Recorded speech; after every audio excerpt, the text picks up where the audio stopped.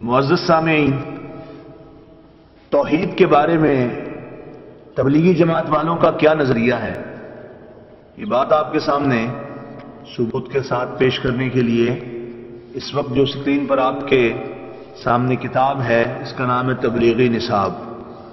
یہ وہ کتاب ہے جو تبلیغی جماعت والے ہر معزز سامعین تبلیغی جماعت کا توحید کے بارے میں کیا نظریہ ہے، اس بات کو واضح کرنے کے لیے آپ کے سامنے جو کتاب میں نے پیش کی ہے، یہ ہے تبلیغی نصاب، جو اس وقت اسکرین پر موجود ہے۔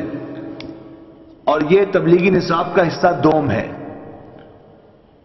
اور حصہ دوم کے اندر دو باب ہیں، فضائل صدقات اور فضائل حج۔ یہ جو نسخہ آپ کے سامنے میں نے پیش کیا ہے، یہ فضائل صدقات اور فضائل حج دونوں اکٹھے چھپے ہوئے ہیں، اور جس ادارے نے اس کو چھاپا ہے، مصنف کا نام بھی سن لیجئے، مولوی زکریا سہارنپوری، اور یہ ان کی زندگی میں چھپا ہے نسخہ۔ اور یہ ان کے نام کے بعد جس ادارے نے چھاپا ہے وہ ہیں تنویر القرآن، مکتبہ تنویر القرآن، 16 اردو بازار لاہور، مماتی دیوبندی حضرات کا یہ ادارہ ہے۔ اور اس کے اندر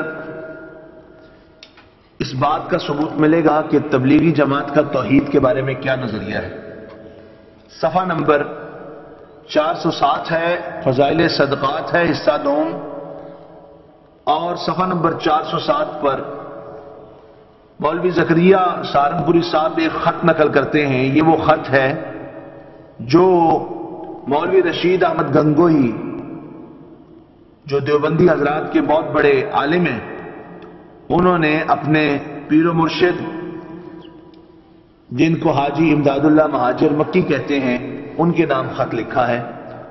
اور خط یوں ہے، خط مکمل یہاں پر موجود ہے، اس کے آخر میں وہ لکھتے ہیں، یا اللہ معاف فرمانا کہ حضرت کے ارشاد سے تحریر ہوا ہے، جھوٹا ہوں، کچھ نہیں ہوں، تیرا ہی ذل ہے، تیرا ہی وجود ہے، میں کیا ہوں، کچھ نہیں ہوں، اور وہ جو میں ہوں وہ تو ہے، اور میں اور تو خود شرک در شرک ہے، استغفر اللہ استغفر اللہ استغفر اللہ، لا حول ولا قوت الا باللہ۔ اب عرض سے معذور فرما کر قبول فرمائیں۔ یہ صفحہ 460 پر مولوی رشید گنگوہی صاحب اپنے پیر کو خط لکھ رہے ہیں، اور پیر کو خط لکھتے لکھتے اللہ سے مخاطب ہوتے ہیں اور کہتے ہیں، یا اللہ، یہ اللہ کی بارگاہ میں عرض کر رہے ہیں، یا اللہ معاف فرمانا کہ حضرت کے ارشاد سے تحریر ہوا ہے، جھوٹا ہوں، یہ الفاظ آپ کے سامنے ہیں، جھوٹا ہوں، کچھ نہیں ہوں۔ یہ دیکھیے، یا اللہ معاف فرمانا کہ حضرت کے ارشاد سے تحریر ہوا ہے، جھوٹا ہوں، رشید گنگوہی کہہ رہا ہے میں جھوٹا ہوں، کچھ نہیں ہوں، تیرا ہی ذل ہے، تیرا ہی وجود ہے، میں کیا ہوں، کچھ نہیں ہوں، اور وہ جو میں یعنی رشید گنگوہی ہوں وہ تو یعنی اللہ ہے۔ آپ خود تبلیغی نصاب حصہ دوم فضائل صدقات صفحہ 460 کھول کر دیکھ سکتے ہیں۔ اور وہ جو میں ہوں، رشید گنگوہی کہہ رہا ہے جو میں ہوں وہ تو یعنی اللہ ہے، اور میں اور تو خود شرک در شرک ہے۔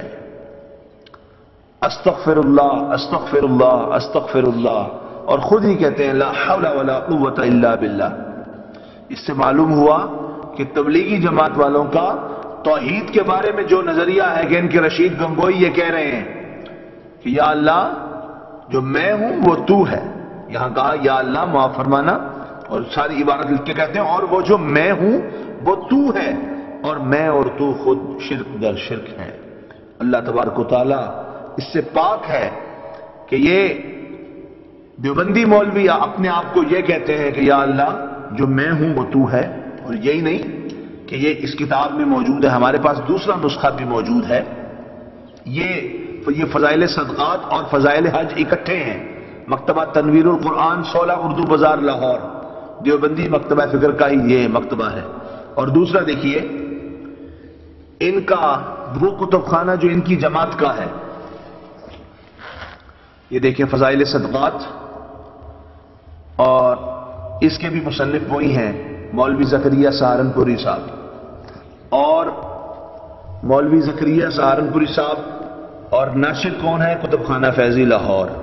یہ صرف فضائل صدقات علیحدہ سے چھاپا ہے انہوں نے.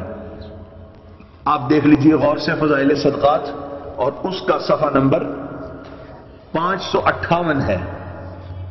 صفحہ نمبر 558 557 پر بھی مکتوب موجود ہے، اور 558 پر یہی بس زیادہ عرض کرنا گستاخی اور شوق چشمی ہے. یا اللہ معاف فرمانا کہ حضرت کے ارشاد سے تحریر ہوا ہے، جھوٹا ہوں، کچھ نہیں ہوں، تیرا ہی ذل ہے، تیرا ہی وجود ہے، میں کیا ہوں، کچھ نہیں ہوں، اور وہ جو میں ہوں وہ تو ہے، اور میں اور تو خود شرک در شرک ہے. استغفر اللہ استغفر اللہ استغفر اللہ، لا حول ولا قوت الا باللہ. وہ لوگ جو اہل سنت و جماعت پر شرک کے فتوے لگاتے ہیں، ان کا اپنا دامن ایسی عبارات سے کس طرح داغدار ہے آپ خود ملاحظہ فرما رہے ہیں. جی ہاں، سیاق و سباق پڑھ لیجئے. بے شک یہ خط انہوں نے مدح و ذم کی برابری میں اور غیر حق سے نفع و ضرر کی طرف عدم التفات میں لکھا ہے. بعد میں مصنف نے بھی یہ بات کی ہے، لیکن یہ جو بات انہوں نے لکھی ہے کہ یا اللہ جو میں ہوں وہ تو ہے، نعوذ باللہ من ذالک، نقل کفر نباشت، یہ سخت بے ادبی ہے، گستاخی ہے، اور یہ کھلی ہوئی شرکیہ بات ہے.